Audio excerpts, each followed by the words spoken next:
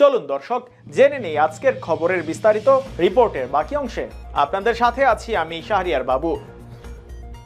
যুক্তরাষ্ট্রের টেক্সাসে আগামী ৮ জুন মাঠে নামছে বাংলাদেশ।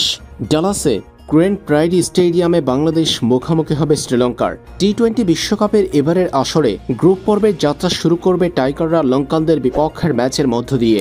আগামী ৮ জুন বাংলাদেশ সময় ভোর ৬টা ৩০ শুরু হবে বাংলাদেশ শ্রীলঙ্কার মধ্যকার লড়াইটি।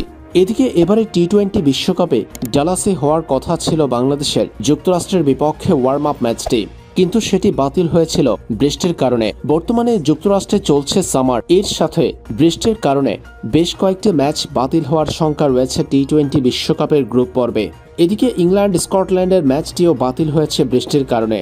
শ্রীলঙ্কার বিপক্ষে বাংলাদেশের প্রথম ম্যাচটিতে বৃষ্টির সংখ্যা কতটুকু? টি-20 বিশ্বকাপে বাংলাদেশ নিজেদের প্রথম ম্যাচটি খেলতে পারবে তো?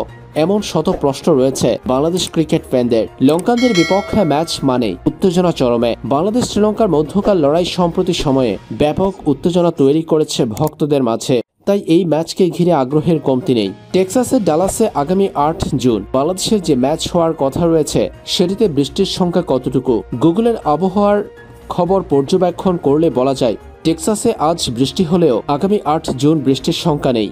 পুরো দিন থাকবে রৌদ্রোজ্জ্বল।